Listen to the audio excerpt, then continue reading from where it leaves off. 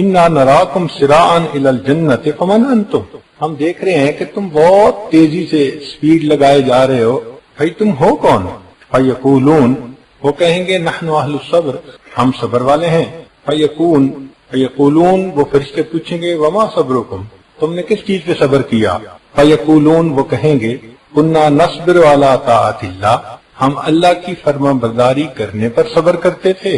وَكُنَّا نَصْبِرُ عَلَى مَعَاصِي اللَّهِ عن معاصی اللہ، اور ہم گناہوں سے بچنے میں بھی صبر کرتے تھے، یعنی نفس کو روکنا گناہ کرنے سے اور نفس کو مجبور کرنا نیکی کے کرنے پہ، دونوں صبر والی باتیں۔ تہجد میں اٹھنا کون سا آسان ہے، مجبور کرنا پڑتا ہے اپنے آپ کو، مشقت ہوتی ہے اس وقت میں اٹھنا۔ تو فرمایا کہ ہم یہ دونوں طرح کا صبر کرتے تھے، طاعات کرنے میں صبر، گناہوں سے بچنے میں صبر۔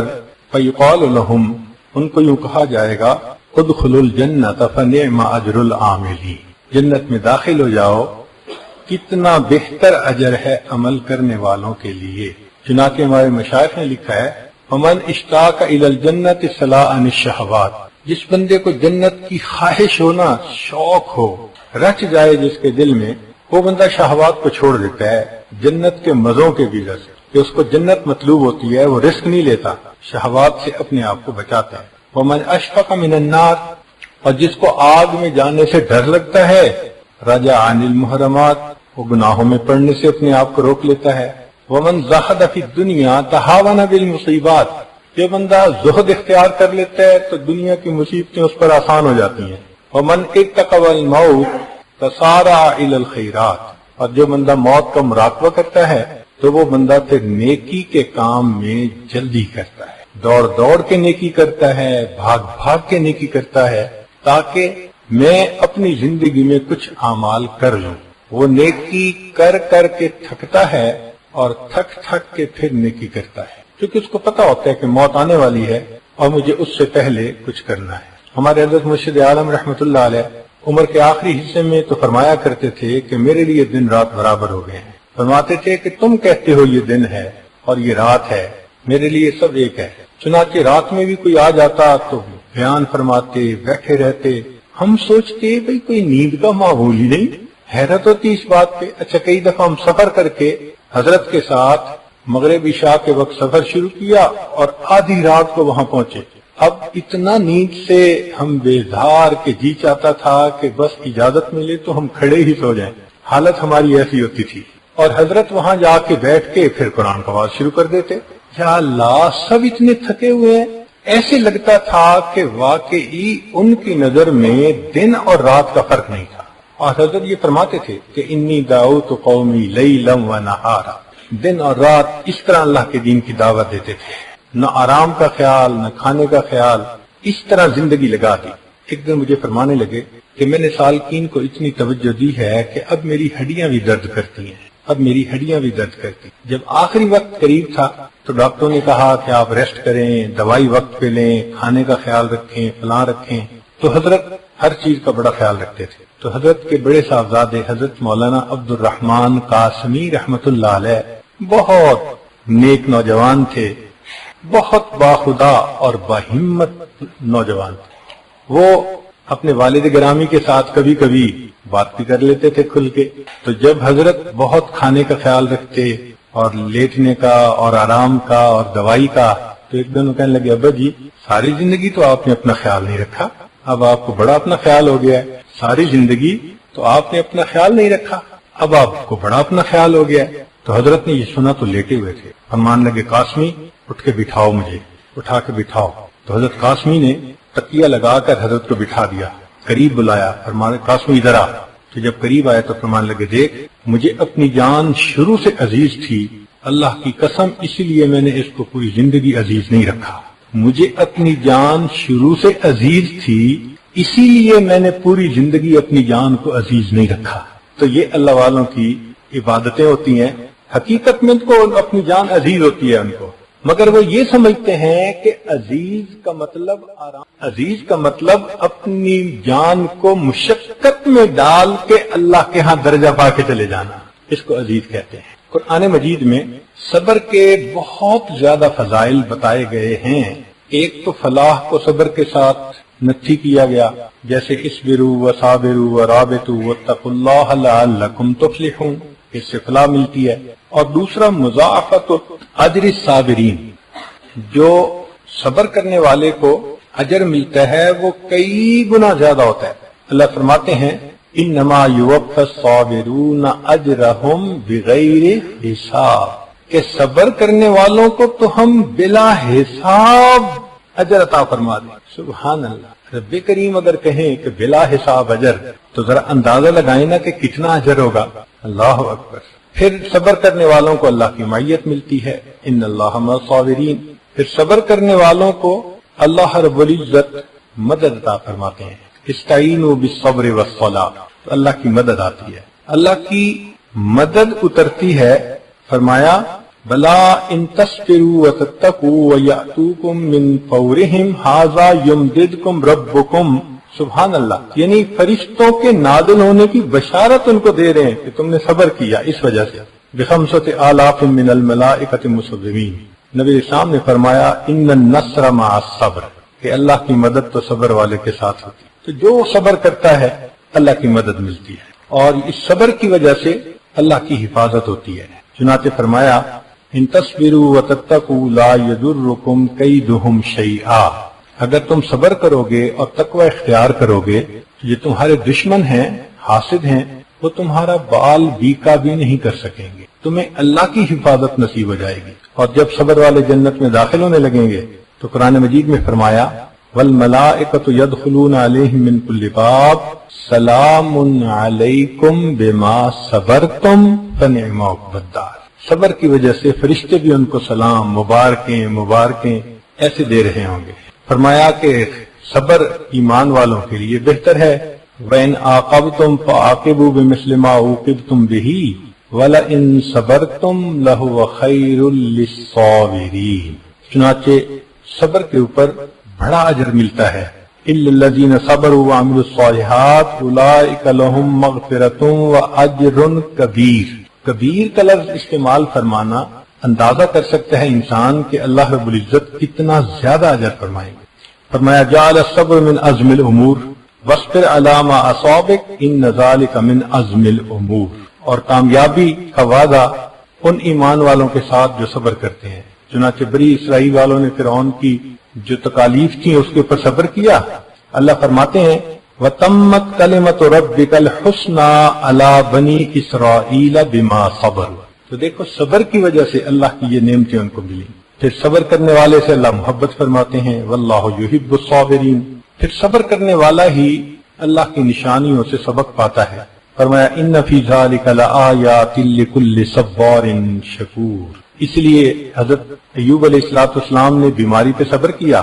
اللہ رب العزت نے قرآن مجید میں عجیب الفاظ سے تعریف فرمائی، فرمایا انا وجدناہ صابرا نعم العبد انہ اواب، میرا کتنا اچھا بندہ تھا، میری طرف رجوع کرنے والا تھا۔ سبحان اللہ۔ کہتے ہیں کہ کسی نے ایوب علیہ السلام سے جب بیماری ختم ہو گئی تو اس کے بعد پوچھا تھا کہ حضرت آپ کی بیماری کا وقت اچھا تھا یا اب اچھا ہے؟ اب تو صحت ہو گئی، نعمتیں واپس مل گئی، تو وہ وقت اچھا تھا یا یہ اچھا ہے؟ تو فرمان لگے کہ بیماری کا وقت بہتر تھا۔ ان کا ہے یہ کیا بات ہوئی کہ بیماری کا وقت بہتر تھا؟ کہنے لگے ہاں، جب بیمار تھا صبح ہوتی تھی اللہ تعالیٰ پوچھتے تھے ایوب تیرا کیا حال ہے، اور اس ہم کلامی کا یعنی جو الہام فرماتے تھے مزہ مجھے شام تک رہتا تھا، جب شام ہوتی تھی دوبارہ تعزیت فرماتے تھے ایوب تیرا کیا حال ہے، بیماری تو چلی گئی مگر اللہ کی جو وہ باطن کی ہم کلامی تھی اس کا مزہ مجھے اب بھی تڑپا دیتا ہے۔ اللہ کی رحمت کی نظر ہوتی ہے، ماں کا بیٹا رو رہا ہو تو ماں کو کتنا ترس آتا ہے، ایسے جو انسان پریشان حال ہو، مصیبت میں ہو، تو اللہ رب العزت کو بھی اس بندے کے اوپر ترس آتا ہے۔ اس لیے فرمایا کہ انہ سبحانہ حکم بالخسران لمن لیس لہ صبر وتواصوا بالحق وتواصوا بالصبر، پھر میمنہ والے وہی ہوں گے جو اہل صبر ہوں گے، وتواصوا بالصبر وتواصوا بالمرحمہ اولئک اصحاب المیمنہ، فرمایا کہ ہم صبر والوں کو بہترین جزا دیں گے، وَلَنَجْزِيَنَّهُ الَّذِينَ صَبَرُوا أَجْرَهُمْ بِأَحْسَنِ مَا كَانُوا يَعْمَلُونَ، پھر فرمایا کہ الفوز بالجنہ، इन्नी जज़यतुहुमुल यौम बिमा सबरू अन्नहुम हुमुल फाइजून। हदीस मुबारक में है कि क़यामत के दिन अल्लाह ताला सब्र वालों के नामे अमाल को नहीं तोलेंगे। वैसे तो उसूलन सबके नामे अमाल तोले जाएंगे, मगर कुछ ऐसे भी तो खुश नसीब है ना कि जो बिला हिसाब जाएंगे, तो उनके तो नामे अमाल नहीं तोलेंगे, तो वैसे ही जाएंगे। तो सब्र वाले भी उन्हीं में से हैं कि बिना हिसाब किताब चलो भाई। हदीस मुबारक के लफ्ज सुन लीजिए। हदीस कुदसी है, अल्लाह रब्बुल इज्जत इरशाद फरमाते हैं, इज़ा वज्जहतु इला अब्दिन मिन अबीदी मुसीबतन फी बदनिही और मालिही और वलदिही। जब मेरे बंदों में से किसी बंदे को कोई मुसीबत पहुंचती है, बदनी मुसीबत यानी बीमारी, माल की मुसीबत यानी नुकसान का हो जाना, और वलदिही या बच्चों में से किसी का फौत हो जाना, तो अल्लाह ताला फरमाते हैं सुम्मा इस्तक़बल ज़ालिका बिसब्रिन जमील, और वो इसका इस्तिकबाल करता है इन मुसीबतों का सब्र जमील के साथ। इस तहयी तो मिन्हु यौमुल क़ियामती अन अनसुब लहू मीज़ानन और अनशुर लहू दीवाना। तो मुझे क़यामत के दिन हया आएगी कि मैं उस बंदे का नामे अमाल खोलूं या उसके लिए मैं मीज़ान कायम करूं कि इसने तो दुनिया में सब्र किया और मैं इसका हिसाब किताब लूं। अल्लाह फरमाते हैं मैं उसका हिसाब नहीं लूंगा। चुनाचे सब्र वाले लोग बिना हिसाब के जन्नत में जाएंगे। इंसान के ऊपर 3 तरह के हालात आते हैं। कुरान मजीद में अल्लाह फरमाते हैं वस्साबिरीन फिल बअसाइ वद्दर्राइ वहीनल बास। तो यहाँ 3 हालात बताए गए हैं, तंगदस्ती के हालात, मर्ज के हालात, बीमारी के हालात, और फरमाया के कत्ल क़िताल के हालात। ये 3 तरह के हालात बंदे को पेश आ सकते हैं। और एक आयत में अल्लाह ताला ने बतलाया कि हम 5 तरीके से बंदे को आजमाएंगे। चूंकि ये दारुल महन इम्तिहान गाह है, तो आजमाइश 5 तरह से आती है। फरमाया वलनब्लुवन्नकुम बिशैइन मिनल खौफ वल जू व नक्सिम मिनल अम्वाल वल अनफुस वस्समरात। ये 5 आजमाइशें हैं जो बंदे पर आ सकती हैं। यानी ये 5 क्वेश्चन हैं जो इस इम्तिहान गाह में तुम्हें हल करने हैं। अब किसी को बीमारी दे के आजमाते हैं, किसी को कारोबार में नुकसान दे के आजमाते हैं, किसी के करीबी अजीज की जान लेके आजमाते हैं। ये मुख्तलिफ आजमाइशें हैं, ये आती ही रहती हैं बंदे के ऊपर, बदल बदल के आती हैं। मगर फरमाते हैं वो बशरिस साबिरीन, जो इन हालात में सब्र करने वाले हैं, ऐ मेरे प्यारे महबूब सल्लल्लाहु अलैहि वसल्लम उनको बशारत दे दीजिए, उनको मुबारक दे दीजिए, उनको खुशखबरी दे दीजिए। अब ये बात समझ में नहीं आती कि मुसीबत और परेशानी आती क्यों है, तो अल्लाह जज़ाए खैर दे हमारे अकाबिर को कि उन्होंने इसको भी खोल के बयान किया। चुनाचे हमारे असलाफ ने लिखा है कि इंसान के ऊपर मुसीबत 2 वजूहात से आती है। पहली वजह इंसान की कोताहियां, उसके गुनाह, उसके करतूत। मा असाबकुम मिन मुसीबतिन फबिमा कसबत ऐदीकुम। अल्लाह फरमाते हैं तुम्हें जो मुसीबत आती है तुम्हारे हाथों की कमाई होती है। इसकी मिसाल यूं समझ लीजिए कि गलती हुई तो थप्पड़ पड़ गया, कि बंदा भी गुनाह करता है तो अल्लाह ताला उसको समझाने के लिए कोई मुसीबत भेज देते हैं। जब मुसीबत आती है ना, फिर इंसान जरा जागता है, फिर आंखें खोलता है। फिर जो 5 वक्त की नमाज भी नहीं ना पढ़ता, वो पूछते है हजरत मैं तहज्जुद में क्या पढ़ा करूं। अब परेशानी जो आ गई है, कहाँ फर्ज नमाज नहीं होती थी, कहाँ तहज्जुद में भी पढ़ाइयां हो रही हैं। तो ये याद रखिए, खुशियां सुलाती हैं और गम जगाते हैं। खुशियां सुलाती हैं और गम जगाते हैं। सुभान अल्लाह। इब्न अताउल्लाह इस्कंदरी रहमतुल्लाह अलैह ने एक अजीब बात लिखी है। पहली मर्तबा जब मैंने पढ़ी तो मैंने इस बात को पढ़ने के बाद मुस्तकिल बैठ के उनकी मग़फ़िरत की दुआ की। इतना मेरा दिल खुश हुआ इस बात पे। तो वो कहने लगे कि मकसूद पीछे ये था कि जब बंदा गाफिल हो जाता है तो अल्लाह मुसीबत, बीमारी, परेशानी भेजते हैं ताकि ये बंदा हकीकत को पहचान ले, अल्लाह के दर की तरफ आ जाए। तो फिक्रा अजीब लिखते हैं, वो फरमाते हैं, उसका तर्जुमा सुनिए कि पाक है वो परवरदिगार, पाक है वो परवरदिगार जो गफलत में पड़े हुए बंदों को, पाक जो गफलत में पड़े हुए बंदों को परेशानियों और मुसीबतों की जंजीरों में जकड़ जकड़ कर अपने दर की तरफ वापस खींच रहा होता है। पाक है वो परवरदिगार जो गफलत में पड़े हुए बंदों को परेशानियों और मुसीबतों की जंजीरों में जकड़ जकड़ कर अपने दर की तरफ वापस खींच रहा होता है।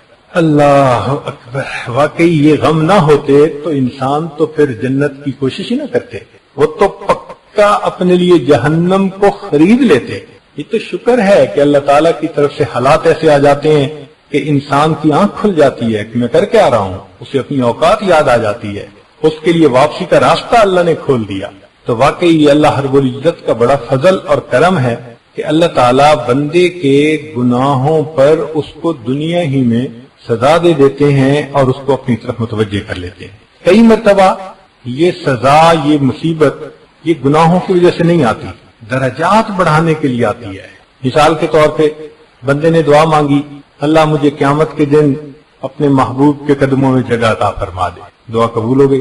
اب عمل تو ہے نہیں کہ قدموں میں جگہ ملے، تو کیسے ملے گی؟ تو اللہ رب العزت اس کے لیے بہانہ بناتے ہیں، کوئی بیماری بھیج دی، کوئی مصیبت بھیج دی، کوئی پریشانی بھیج دی، اور ان معمولی باتوں پہ جب وہ بندہ صبر کر لیتا ہے، اس صبر کو بہانہ بنا کر اللہ اس کی اس تمنا کو پورا فرما دیتے ہیں۔ تو آنے والی مصیبت ہمیشہ بری تو نہیں ہوتی، کئی مرتبہ اس میں فائدے بھی ہوتے ہیں۔ بھئی دیکھیں، ہر تکلیف بری نہیں ہوتی، کئی تکلیف تو ایسی ہوتی ہے کہ بندہ اس تکلیف کو برداشت بھی کرتا ہے اور تکلیف دینے والے کو پیسے بھی دیتا ہے۔ آپ بتائیں کہ اگر آپ کے جسم سے کوئی بڑا پھوڑا ہو اور ڈاکٹر کے جناب اس کا آپریشن کرنا ہے، فیس ادا کریں گے، ہاسپٹل کی فیس بھی دیں گے، سرجن کی بھی فیس دیں گے، وہ کرے گا کیا؟ وہ چیرے گا۔ سبحان اللہ، چیر پھاڑ کے پیسے دے رہے ہیں اور بعد میں شفا ہوتی ہے تو اس کو دعائیں بھی دے رہے ہوتے ہیں۔ تو تکلیف پہنچانے والے کو پیسے بھی دیتے ہیں، دعائیں بھی دیتے ہیں، اس لیے تکلیف ہمیشہ بری نہیں ہوتی۔ اس لیے دعائیں دیتے ہیں، پیسہ دیتے ہیں کہ یہ چھوٹی تکلیف ختم ہو جاتی ہے، بڑی تکلیف سے بندے کو بچا لیتی ہے۔ اسی طرح اللہ تعالیٰ بھی کئی مرتبہ بڑے عذاب سے بچانے کے لیے اپنے بندوں پہ چھوٹی تکلیف بھیج دیتے ہیں۔ ہم چونکہ کوتاہ نظر ہیں، ہم اس کو محسوس نہیں کر پاتے کہ بھئی اس میں ہمارے لیے فائدہ کیا تھا، اس میں ہمارے لیے حکمت کیا تھی۔ ہم بس ذرا سی پریشانی مصیبت آئی تو واویلا مچانا شروع کر دیتے ہیں۔ اچھا یہ دیکھیں کہ بے صبری کا فائدہ کیا ہوتا ہے؟ مصیبت تو ٹلتی نہیں جو آ چکی ہوتی ہے، ہاں اتنا ضرور ہوتا ہے کہ اس مصیبت پہ جو اجر ملنا تھا وہ اجر ملنا بند ہو جاتا ہے۔ مصیبت پہ جو اجر ملنا تھا اجر ہی بند ہو جاتا ہے، تو پھر بے صبری کا فائدہ کیا ہوا؟ اس سے تو بہتر تھا انسان صبر کرتا، تو اس کی وجہ سے اجر کا تو امیدوار ہوتا نا۔ تو فرمایا پہلی بات، ما اصابکم من مصیبت فبما کسبت ایدیکم، اور دوسرا فرمایا ما اصاب من مصیبت فباذن اللہ، جو مصیبت تمہیں پہنچتی ہے اللہ کے علم سے، اللہ کی مرضی ہے، اللہ آزمائشیں بھی بھیج دیتا ہے۔ چنانچہ انبیاء کرام پر جو مصیبتیں آئیں وہ ان کے درجات بڑھانے کے لیے آئیں، قرب کے اعلیٰ ترین درجات ملے، وہ اس لیے تھی۔ اب مصیبت آنے کی وجوہات تو سمجھ میں آ گئی، چنانچہ ایک خیال ذہن میں آتا ہے کہ اگر مصیبت آ جائے تو کیا کرنا چاہیے۔ اصول سمجھ لیں کہ بندے کو مصیبت مانگنی نہیں چاہیے، کبھی بھی نہ مانگے۔ اللہ تعالیٰ کو بہادری دکھانے کی ضرورت نہیں ہے، ہمت طاقت دکھانے کی ضرورت نہیں ہے، عاجزی کرنے کی ضرورت ہے۔ اے اللہ میں عاجز بندہ ہوں، میں متحمل نہیں ہو سکتا، میرے ساتھ عافیت کا معاملہ کیجیے۔ تو مصیبت مانگے نہیں، اور اگر آ جائے تو واویلا نہ مچائیں، اب اس کے اوپر صبر کر لیں۔ مگر قرآن مجید نے طریقہ بتا دیا کہ بھئی یہ مصیبت کم کیسے ہو سکتی ہے۔ مثال کے طور پہ کوئی فوت ہو گیا تو شریعت کہتی ہے کہ اس وقت تم یوں کہو انا للہ و انا الیہ راجعون۔ ان الفاظ کے پڑھنے سے دل کو تسلی ہو جاتی ہے۔ اچھا معنی بھی دیکھ لیجئے ذرا اس کے، انا للہ، اس کا معنی یہ ہے کہ ہم اللہ کے ہیں، ہم اللہ کی ملک ہیں، اللہ ہمارا مالک ہے۔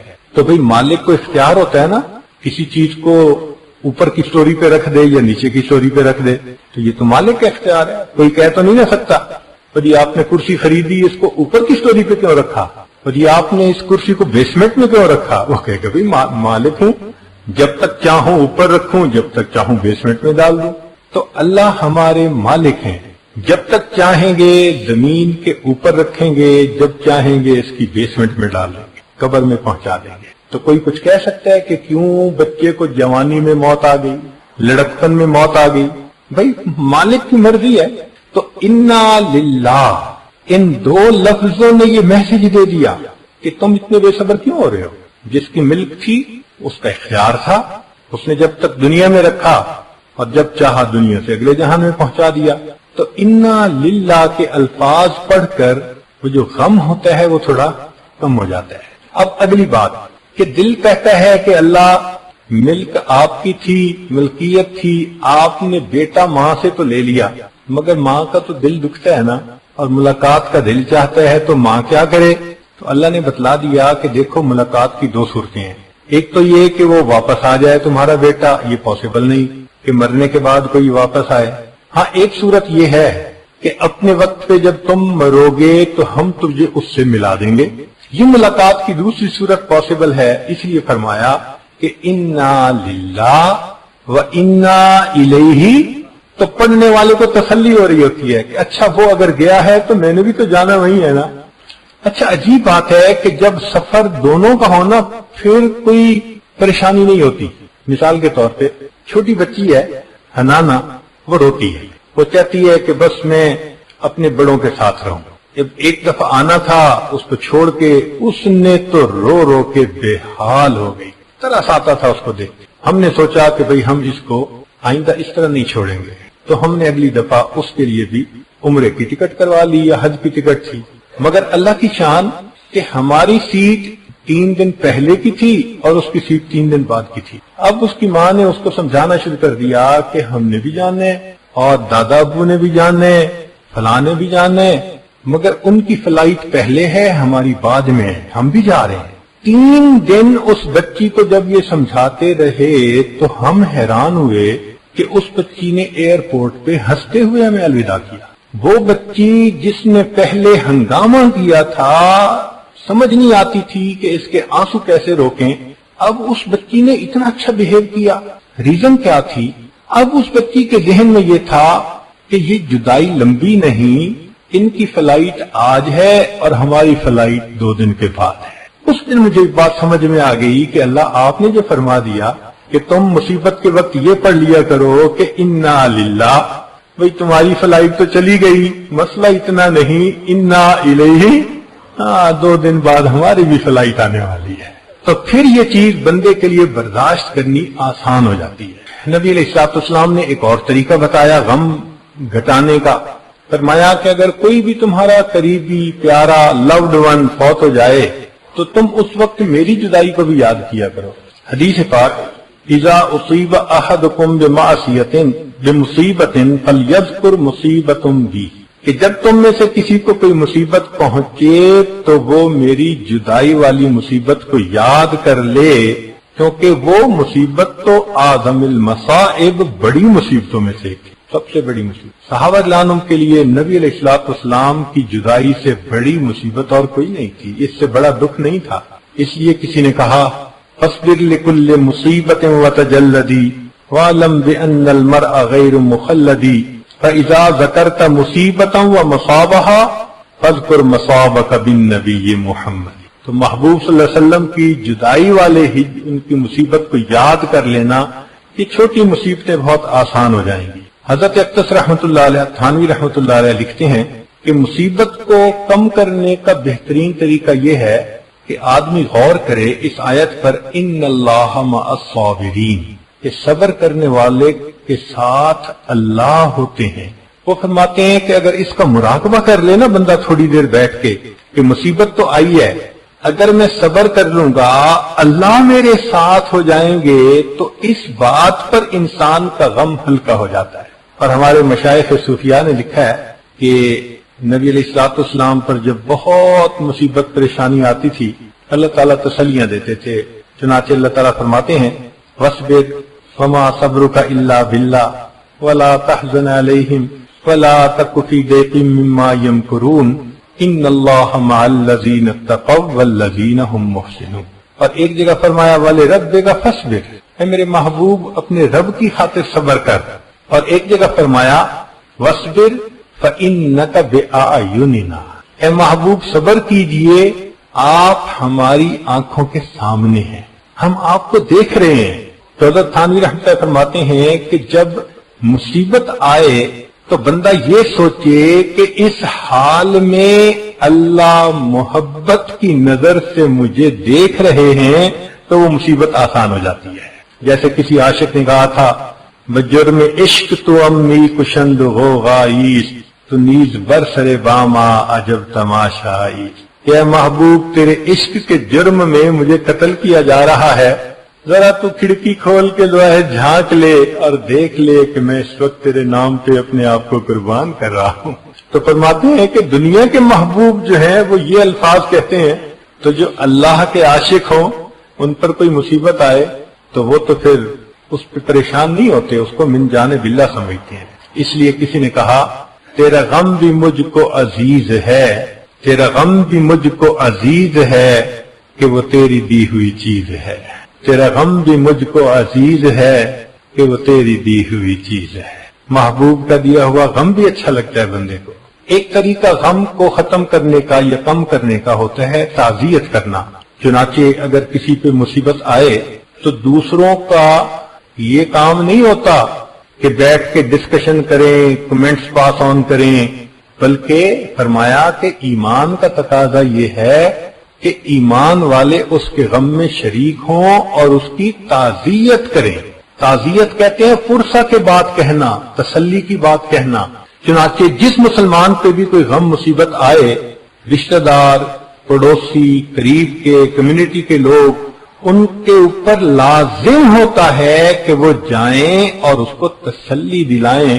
اس تسلی کے بول بولنے سے اس کا غم ہلکا ہو جاتا ہے. اب تعزیت کرنے پر اجر کیا ملتا ہے ذرا توجہ سے سنیے کہ نبی علیہ الصلوۃ والسلام نے چاہتا ما من مؤمن یعزی اخاہ بما بہ الا کساہ اللہ من حلل الکرامت یوم القیامہ. کوئی بندہ نہیں جو اپنے بھائی کی غم کی حالت میں تعزیت کرے مگر تعزیت کرنے پر اللہ قیامت کے دن اس کو عزتوں کی پوشاک عطا فرمائیں گے، پوشاک پہنائیں گے اس کو. سبحان اللہ.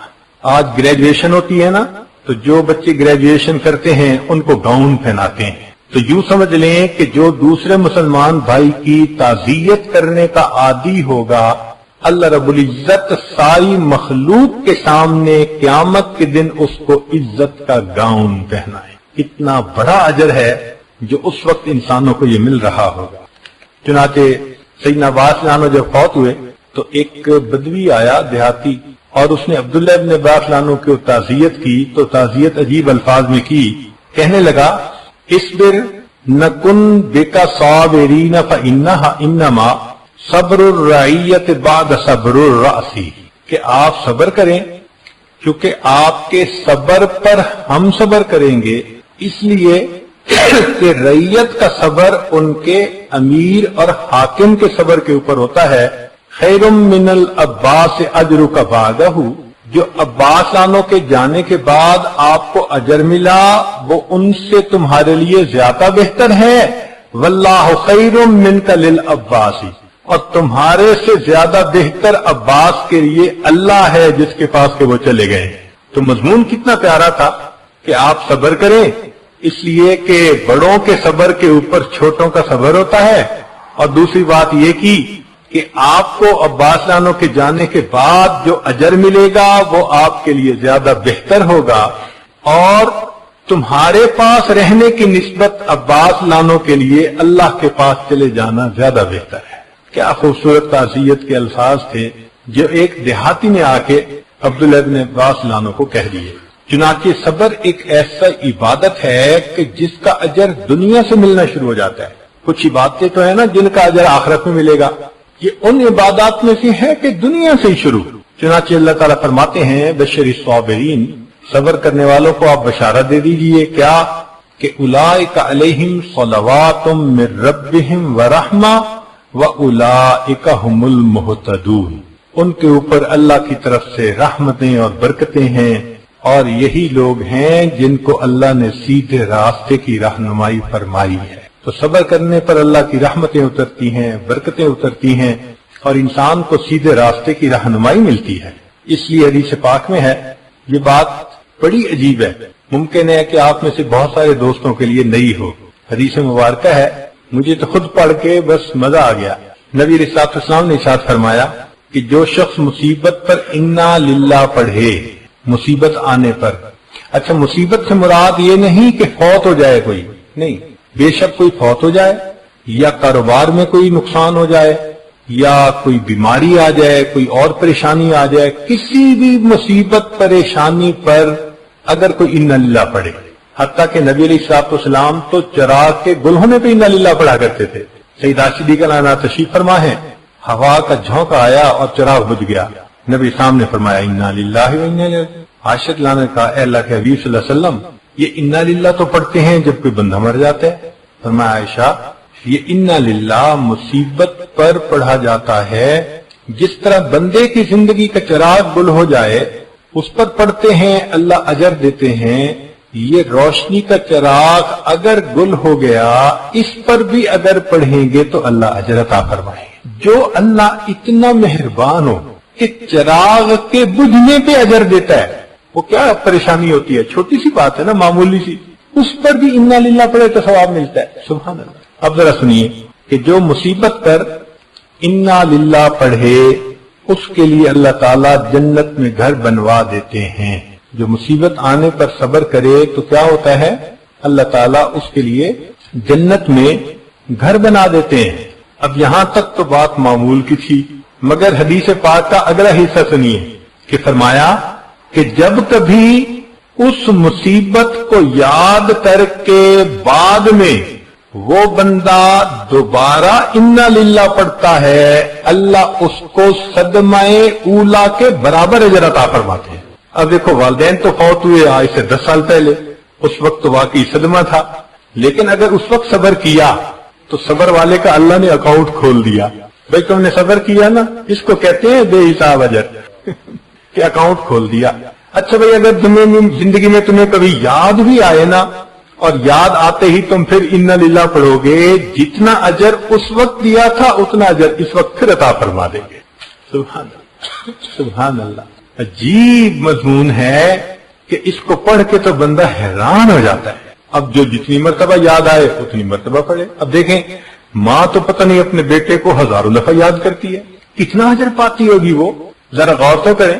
ایک حدیث مبارکہ میں ہے کہ جب بندہ فوت ہوتا ہے، نماز اس کے دائیں جانب، زکوٰۃ بائیں جانب، احسان اس کے اوپر سایہ کر لیتا ہے۔ صبر کہتا ہے کہ اس ساتھی کو ہر صورت عذاب سے بچانا ہے، اگر تم میرے ساتھ رہے تو ٹھیک، ورنہ میں اکیلا ہی اس کو عذاب سے بچانے کے لیے کافی ہو جاؤں گا۔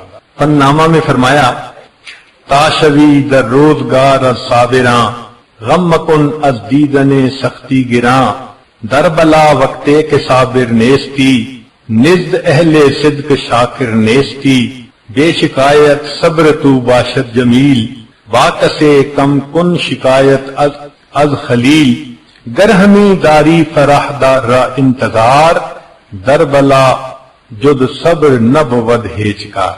اگر تو چاہتا ہے کہ اللہ رب العزت کے ہاں سے تیرے لیے فرح آئے، خوشی آئے، اور اس کا تو انتظار کر رہا ہے تو تجھے چاہیے کہ صبر کر، اس لیے کہ ان مع العسر یسرا۔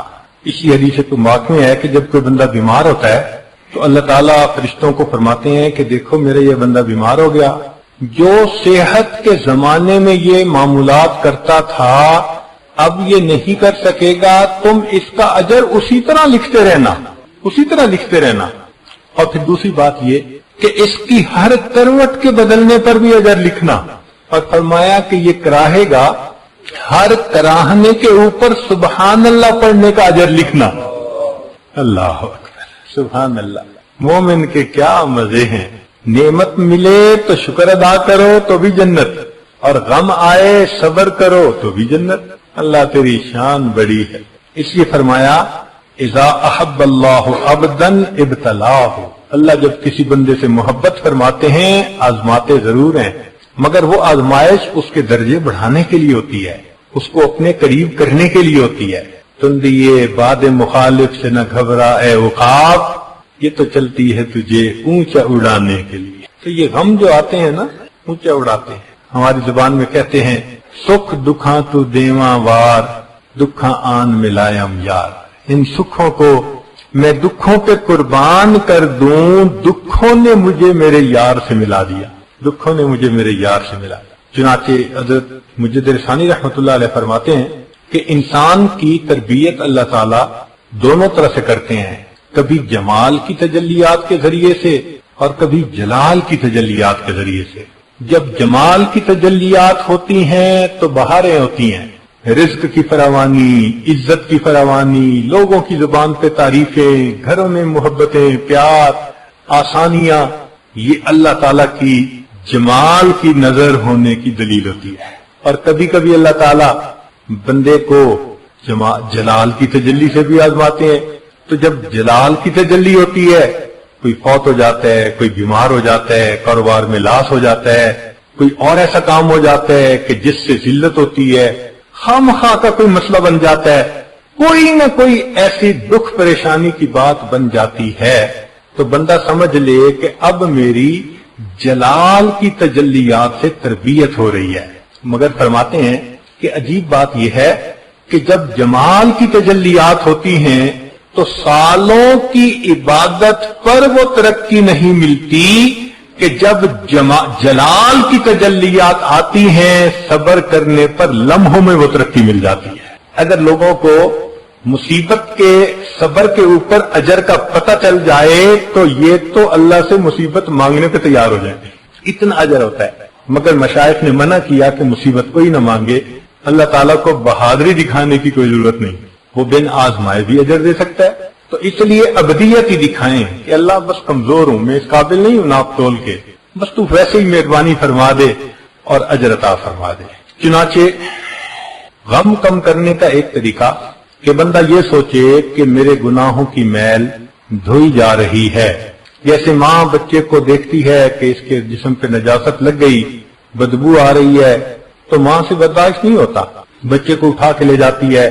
اب بچہ رو رہا ہوتا ہے مگر وہ اس کا رونا برداشت کرتی ہے، پانی ڈال کے دھوتی ہے، چاہے سردی کا موسم ہو چاہے کچھ ہو، اور جب بچہ دھل جاتا ہے پھر اس کو پاؤڈر خوشبو لگا کے اچھے کپڑے پہنا کے لاتی ہے تو دیکھنے والے اس کو گود میں لے لیتے ہیں۔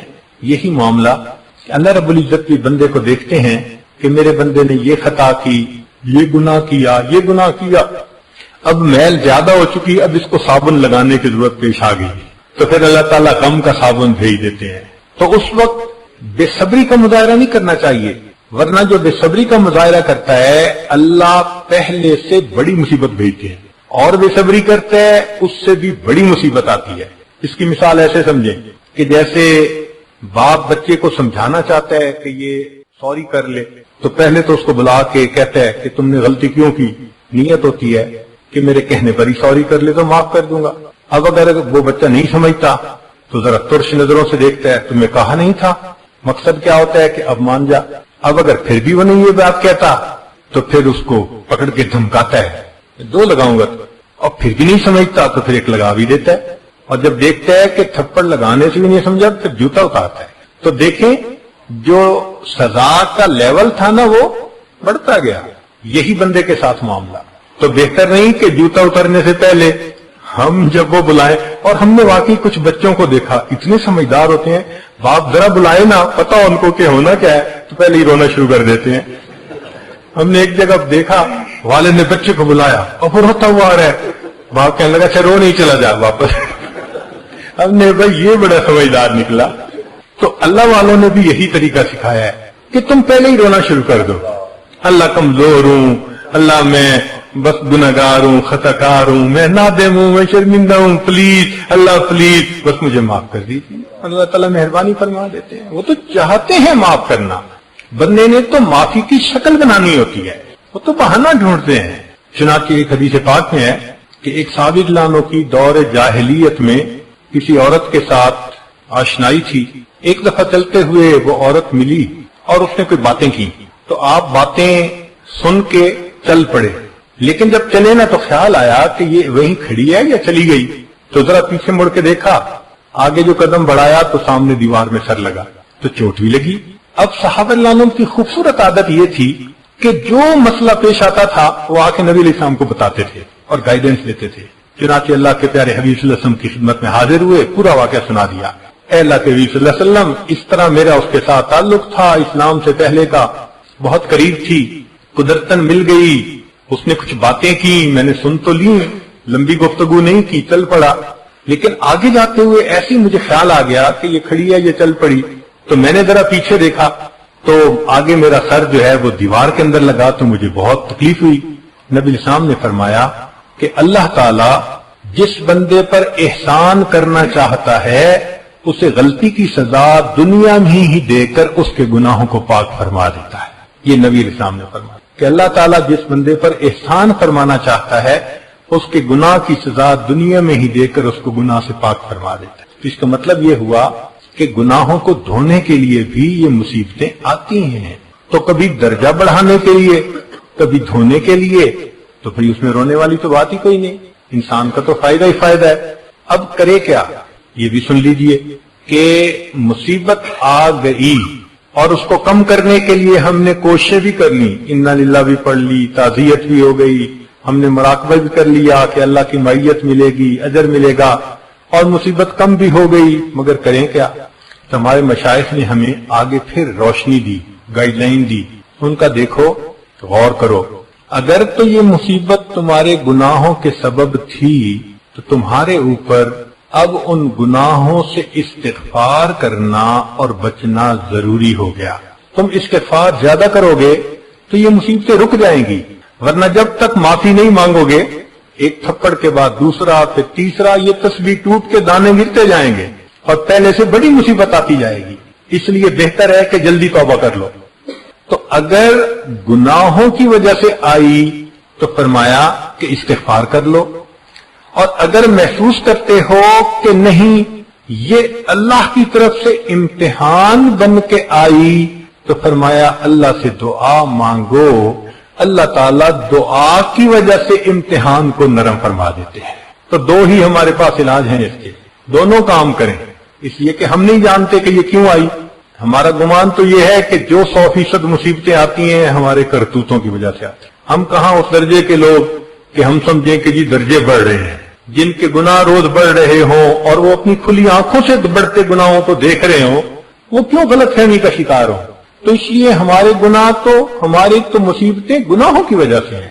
اس لیے اب ہمیں استغفار بھی کرنا چاہیے اور اللہ سے دعا بھی کرنی چاہیے کہ اے اللہ ہم اس قابل نہیں، لیکن تو ہمیں ثابت قدم فرما دے، ہمارے لیے اس مصیبت کا برداشت کرنا آسان فرما دے۔ نبی علیہ السلام نے صحابہ عنہ کی ذہن سازی فرمائی، صحابہ عنہ کی ذہن سازی فرمائی کہ بھئی ایسے نہیں کہ بھئی بالکل پریشانی بھر نہیں ہونی چاہیے دنیا میں، کوئی جنت تھوڑی ہے کہ پریشانی نہیں ہوگی، پریشانیاں تو آئیں گی، یہ تو معمول کی زندگی ہے، اور یہ بھی نہیں کہ جی آئی کیوں ابھی ختم ہو، نہیں، برداشت بھی کرنا چاہیے۔ تو اس کی باقاعدہ صحابہ کو تعلیم دی، ان کی ذہن سازی فرمائی، ان کی تربیت فرمائی۔ ذرا غور کیجئے، ایک انصاری عورت آئی، آ کے کہنے لگی اے اللہ کے وسلم بخار آتا ہے اور میں بہت کمزور ہو گئی ہوں اور میں بخار سے بہت پریشان ہوں، آپ میری شفا کی دعا مانگیں۔ نبی اسلام نے فرمایا تم چاہو تو میں بخار ختم ہونے کی دعا کروں اور تم چاہو تو تمہیں جنت ملنے کی دعا کروں۔ وہ کہنے لگی اللہ کے نبی صلی اللہ علیہ وسلم جنت کی دعا کر دے، میں کوئی رسک نہیں لینا چاہتی۔ تو نبی اسلام نے فرمایا اللہ اس کو جنت عطا فرمائے۔ اب بخار دور ہونے کی دعا نہیں کی، بات سمجھتے ہیں نا، سمجھایا کہ دیکھو چھوٹی سی پریشانی ہے، اس کو برداشت کر لو اللہ کی طرف سے۔ اس کو کہتے ہیں تقدیر پہ راضی رہنا سکھایا کہ بھئی خوشیوں پہ بھی تو تم آرام کرتے ہو اللہ کی طرف سے جب آتی ہیں، تو اگر پریشانی آ گئی تو اب ویلا کرنے کی کیا ضرورت ہے، ابھی برداشت کر لو۔ تو اس لیے اس کو یہ بات سمجھائی کہ چاہو تو شفا کی دعا کر دیتا ہوں اور چاہو تو میں جنت کی دعا کر دیتا ہوں۔ ایک اور عورت آئی، اس عورت کو مرگی کی بیماری تھی، اس نے کہا اللہ کے نبی صلی اللہ علیہ وسلم عمر بڑی ہو گئی ہے، مرگی کا دورہ پڑتا ہے تو میں اس وقت انکانشیس ہو جاتی ہوں اور میرا تو سطر بھی کھل جاتا ہے، کئی دفعہ چادر بھی ہٹ جاتی ہے، تو مجھے بہت پریشانی ہے، آپ میرے لیے مرگی کے ختم ہونے کی دعا کریں۔ نبی اسلام نے فرمایا تم چاہو تو مرگی کے ختم ہونے کی دعا کروں اور چاہو تو اس کے بدلے جنت ملنے کی دعا کروں۔ اس نے کہا اللہ کے نبی صلی اللہ علیہ وسلم جنت ملنے کی دعا کریں مگر اتنا ہو جائے کہ مجھے مرگی کا دورہ پڑے تو میرا سطر نہ کھلے۔ نبی اسلام نے فرمایا اچھا میں اس کی دعا کروں گا۔ اب مرگی جیسی بیماری اور اس پر بھی صبر، یعنی صبر کرو، تو گویا نبی علیہ السلام نے ذہن سازی فرمائی کہ دیکھو ان مصیبتوں کا آنا تمہارے لیے آخرت کے بڑے درجات کا باعث ہے، تمہیں سمجھ ہی نہیں گئی، تم سالوں کی عبادت سے وہ درجہ نہیں پا سکتے جو چند لمحوں کی اس مصیبت کی وجہ سے اللہ تمہیں عطا فرما دیں گے۔ اس لیے صرف ایک ذہن نہ بناؤ۔ اب ذرا سنیے، زید بن ارقم رضی اللہ تعالیٰ عنہ نبی شام کے پاس آئے، اللہ کے حبیب صلی اللہ علیہ وسلم نے فرمایا زید جب میں فوت ہو جاؤں گا تو بعد میں ایک وقت آئے گا کہ تمہاری بینائی چلی جائے گی۔ اب بتائیں کسی بندے کو اندھا ہونے کی بات بتاؤ تو کیا عجیب خبر ہے۔ تو زید بن ارقم رضی اللہ عنہ کو نبی صاحب نے فرمایا زید جب میں دنیا سے چلا جاؤں گا تو تمہارے پر وقت آئے گا کہ تمہاری بینائی چلی جائے گی۔ تو وہ سن کے خاموش ہو گئے۔ فرمایا زید اس وقت تم کیا کرو گے؟ جواب دیا اے اللہ کے حبیب صلی اللہ علیہ وسلم میں صبر کروں گا۔ نبی اسلام نے فرمایا اچھا اگر تم صبر کرو گے میں تمہیں بغیر حساب جنت میں داخلے کی خوشخبری دیتا ہوں۔ تو ثابت ہوا نا کہ اللہ کے حبیب صلی اللہ علیہ وسلم نے تربیت فرمائی، ذہن سازی فرمائی کہ دیکھو یہ بیماریاں، پریشانیاں، مصیبتیں زندگی کا حصہ ہے، کیوں اتنا واویلا کرتے ہو؟ کافر کی اور مسلمان کی زندگی میں یہی تو بنیادی فرق ہے۔ تو کافر ہوتا ہے چھوٹی بات پہ ہنگامہ کر لینا، کیا ہو گیا کیوں ہو گیا، اس لیے کہ اس کا تو کوئی پروردگار نہیں ہے، وہ تو مانتا نہیں ہے کسی کو، اور ہمارا تو پروردگار ہے اور حالات کو لانے والا وہی ہے، وہ مغیر الاحوال ہیں۔ تو اس لیے ہمیں صبر کرنا چاہیے۔ پھر نبی علیہ السلام کی جو تربیت تھی نا، اس تربیت نے صحابہ کو کیا کنن بنا دیا تھا۔ ذرا سن لیجئے کہ سیدنا معاذ رضی اللہ تعالیٰ عنہ ان کو طاعون کی بیماری ہو گئی۔ اب یہ جو طاعون کی بیماری ہے نا، اس میں انسان کا گلا جو ہے نا یہ گھٹتا ہے، درد ہوتی ہے۔ تو معاذ رضی اللہ عنہ کو جب طاعون کی بیماری ہوئی اور اس کا گلا گھٹتا تھا تو وہ اونچی آواز سے کہتے تھے اللہ تو جتنا چاہتا ہے میرا گلا گھونٹ لے، تیری عزت کی قسم تو جانتا ہے میں ابھی بھی تم سے محبت کرتا ہوں۔ اللہ محبوب صلی اللہ علیہ وسلم کی تربیت کیا کام آئی کہ اللہ تو جتنا چاہتا ہے میرا گلا گھونٹ لے، تیری عزت کی قسم میں ابھی بھی تم سے محبت کرتا ہوں۔ سبحان اللہ، سبحان اللہ کو کتنا پیار آتا تھا ہوگا، ہے ان پہ کتنا پیار آیا ہوگا کہ اس بیماری اور اس حال میں یہ میرا بندہ کہہ رہا ہے میں اس حال میں بھی تو اسے محبت کرتا ہوں میرے اللہ۔ اللہ اکبر۔ مرد تو مرد تھے، عورتوں کے بھی دل نبی علیہ الصلوۃ والسلام نے بہت بڑے بنا دیے تھے۔ ام سلیم رضی اللہ تعالیٰ عنہ عورت ذات ہیں، خاوند پردیس میں ہے، پیچھے بیٹے کی ولادت ہوئی، اور جب جس رات خاوند نے پہنچنا تھا چند گھنٹے پہلے بیٹے کی وفات ہو گئی۔ اب بتائیں ماں بیٹے کی وفات پر کیا کرتی ہے؟ کوئی پوچھ کے روتی ہے تو شور مچ جاتا ہے، اس کے تو آنسو اس کے قابو میں نہیں ہوتے۔ مگر یہ وہ صحابیہ تھی کہ جس کو نبی علیہ السلام کا پڑھایا ہوا سبق یاد تھا، وہ جانتی تھی کہ صبر کے اوپر اجر ملتا ہے۔ اب اس نے سوچا میں رہوں گی، میرا خاوند پردیس سے آئے گا اور آتے ہی اسے بچے کی موت کی خبر ملے گی تو وہ مسافر پہنچتے ہی پریشان ہوگا اپنے گھر پہ، تو اس کا دل دکھے گا، تو میں بیوی کا کیا فائدہ۔ اس نے بیٹے کی وفات کی بات کو اپنے دل میں رکھا، نہلا دیا، بچے کے اوپر کپڑا ڈال دیا اور خود بن سنور کے تیار ہو گئی۔ ذرا غور کیجئے، میاں آئے، پوچھا میں اتنے مہینے پہلے گیا تھا تو آپ اس وقت حاملہ تھیں، کیا بنا؟ اللہ نے بیٹا دیا تھا۔ ان کا بیٹا کہاں ہے؟ کہنے لگا بڑا پرسکون ہے۔ اب پرسکون کا لفظ ایسا کہہ دیا جو زو مانا تھا کہ خاوند سمجھا سویا ہوا ہے، چلو بھائی رات کا وقت ہے، صبح اٹھیں گے تو ملاقات کر لیں گے، اور وہ تو کہہ رہی تھی کہ پرسکون ہے، مرنے کے بعد پرسکون ہو جاتا ہے بچہ۔ تو خاوند کو نہیں اندازہ ہوا، چنانچہ انہوں نے کھانا کھایا۔ پھر رات کا جو وقت تھا میاں بیوی نے بات چیت کی، حتیٰ کہ اس رات وہ اکٹھے بھی ہوئے، ملے بھی صحیح۔ ذرا تصور کیجئے جس ماں کے بیٹے کی لاش چارپائی پہ سامنے پڑی ہو، کیا سینے میں دل ہے اس کا کہ اپنے خاوند کی خوشی کی خاطر وہ اپنے خاوند کے ساتھ وقت گزار رہی ہے۔ اس کا دل تو رو رہا ہوگا نا اندر سے بچے کی جدائی پہ، تو اس کے دل کی کیا حالت ہوگی۔ قربان جائیں صحابیات نے نبی اسلام کی تعلیمات کو کیسے قبول کیا۔ چنانچہ جب خاوند اپنی ضرورت سے فارغ ہو گیا، ریلیکس ہو گیا، سو بھی لیا، صبح اٹھا تو صبح مسجد میں جانے سے پہلے وہ پوچھتی ہیں اگر کوئی آدمی کسی کو امانت دے اور پھر کچھ عرصے کے بعد واپس مانگے تو کیا کرنا چاہیے؟ اس نے کہا بھائی امانت دے اور واپس مانگے تو واپس دینی چاہیے. کہنے لگے خوش ہو کے دینی چاہیے یا غمزدہ ہو کے؟ اس نے کہا خوش ہو کے دینی چاہیے. کہنے لگے اچھا. پھر اللہ نے بھی آپ کو بیٹے کی امانت عطا فرمائی تھی. اللہ نے آپ کے پہنچنے سے کچھ دیر پہلے وہ امانت واپس لے لی. آپ بخوشی جائیں اپنے بیٹے کو قبر میں ڈال کر اللہ کی امانت اللہ کے سپرد کرائے.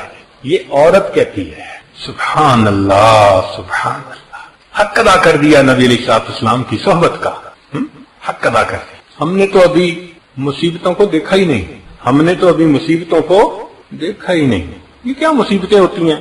کسی رشتہ دار قریبی کا فوت ہونا، بیمار ہونا، دکھ پریشانی، یہ تو معمول کی چیزیں ہیں. لوگوں پہ تو ایسی ایسی پریشانیاں آتی ہیں. اللہ نبی اسلام نے بنی اسرائیل کی ایک عورت کا واقعہ بتایا کہ طواف کر رہی تھی. کتابوں میں یہ واقعہ لکھا ہے، شاید کسی بزرگ نے بتایا ہوگا. ہاں کہ وہ طواف کر رہی تھی اور کہہ رہی تھی اللہ میں اس حال میں بھی تجھ سے راضی ہوں. بار بار یہ لفظ کہہ رہی تھی اے اللہ میں اس حال میں بھی تجھ سے راضی ہوں. پھر تھوڑی دیر بعد کہتی تھی اللہ اس حال میں بھی میں تجھ سے راضی ہوں. تو جب طواف کر چکی تو کسی نے پوچھا آپ کیا بات کر رہی تھی؟ تب اس نے اپنی کہانی سنائی. کہنے لگی میرے 3 بیٹے، تینوں بچپن لڑکپن کی عمر میں تھے. میں گھر کے اندر تنور میں روٹیاں پکا رہی تھی. ایک دن پہلے میرے خاوند نے بکری گھر کے اندر ذبح کی تھی تو میرے بچے نے بڑے نے اس کو ذبح کرتے دیکھا تھا. اب وہ خاوند نے چھری اندر کہیں رکھ دی. وہ بڑے بچے کو نظر آ گئی تو وہ بڑا بھائی اپنے چھوٹے بھائی کو کہنے لگا تمہیں پتا ہے ابو نے بکری کو ذبح کیا تھا؟ اس نے کہا اچھا. اس نے کہا میں تمہیں بتاؤں کیسے ذبح کیا تھا؟ اب وہ بچے کھیل میں تو جو درمیانہ تھا وہ کہنے لگا بتاؤ. اس نے درمیانے بھائی کو لٹا لیا اور بچے کو نہیں پتا تھا کہ وہ چھری کتنی تیز ہے. اس نے اس کو بتانے کے لیے کہ ابو نے ایسے گلے پہ چھری پھیری تھی، جو چھری پھیری تو وہ چھوٹے بھائی کا ونڈ پائپ پٹ گیا. اب جب ونڈ پائپ پٹا تو وہ تڑپنے لگا اور جب تڑپا تو آواز آئی تو کہنے لگی کہ میں بھاگی. اندر جا کے دیکھا تو اس وقت تک میرے بیٹے کا سانس بند ہو چکا تھا. میرے بیٹے کا سانس بند ہو چکا تھا. تو میں بچے کو اٹھا کے کٹا ہوا گلا لا کے باہر چارپائی پہ میں نے لٹایا. تو میں نے سوچا کہ یہ میرا دوسرا بیٹا جو تھا وہ کہاں چلا گیا. وہ ڈر کے مارے لکڑیاں پڑی ہوئی تھی ان کے پیچھے جا کے چھپ گیا. میں اسے ڈھونڈنے لگی کہ یہ بڑا گیا کہاں ہے. کہنے لگی جب میں گئی اور میں نے جا کے دیکھا تو جہاں وہ چھپا تھا وہاں سانپ تھا. سانپ نے اس کو ڈسا اور اس بچے کی لاش وہاں پڑی ہوئی تھی. تو کہنے لگی میں بڑے بیٹے کی لاش اٹھا کے لائی اور چارپائی پہ دوسرے بیٹے کی لاش کو بھی آ کے لٹا دیا. اتنے میں مجھے تیسرے کا خیال آیا کہ وہ جو رینگنے والا تھا چھوٹا کرول کرنے والا بیبی وہ کدھر؟ وہ تو میرے قریب ہی تھا. کہنے لگا جب میں نے آ کے دیکھا وہ کنویں کے وہ اس تنور کے اندر گر گیا تھا. کہتے اس کی کوئلہ بنی ہوئی لاش میں نے اپنے ہاتھوں سے اٹھائی. تینوں بیٹوں کی لاش میں نے چارپائی پر رکھی، ان کو نہلایا کفنایا. اللہ کی امانتیں اللہ کے سپرد کر کے عمرہ کرنے آ گئی اور میں کہہ رہی ہوں اللہ میں اس حال میں بھی تجھ سے راضی ہوں. اللہ میں اس حال میں بھی تجھ سے راضی ہوں. ہم نے تو مصیبتیں دیکھی نہیں ہیں ابھی. اللہ کے بندوں پہ کیا کیا گزرتی ہے. قریب کے زمانے میں بہادر شاہ ظفر وقت کا بادشاہ کہلاتا ہے، نیک طبیعت کا انسان تھا. لیکن اس کے ساتھ کیا ہوا کہ جب اس کو قید کیا تو دشمنوں نے 12 بیٹے تھے اس کے، ان کو گرفتار کر لیا اور پھر بہادر شاہ ظفر کو کہا جی ہم نے آپ کی دعوت کرنی ہے. اس کے لیے دسترخوان بچھایا گیا اور اس کو کہا کہ جی آپ برتن کھولیے اور اپنی دعوت کے لیے ابتدا کیجیے. وہ پہلا برتن کھولتا تھا، بڑے بیٹے کا سر اس کے اندر تھا. دوسرا کھولا، دوسرے کا سر. تیسرا بہادر شاہ ظفر نے 12 جوان بیٹوں کے سر اپنی آنکھوں کے سامنے دیکھے.